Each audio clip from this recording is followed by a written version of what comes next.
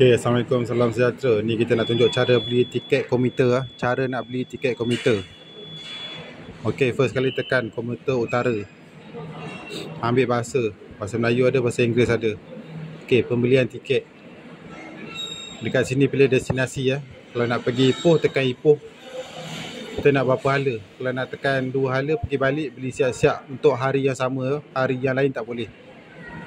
Okey, masuk berapa orang. Kalau seorang masuk seorang, tekan OK. Dan boleh pilih pembayaran nak pakai bayar cara apa. Touch and Go ada, debit card ada. Tekan. Kemudian dekat sini ada touch card, Touch and Go ataupun debit ya. Touch kat sini.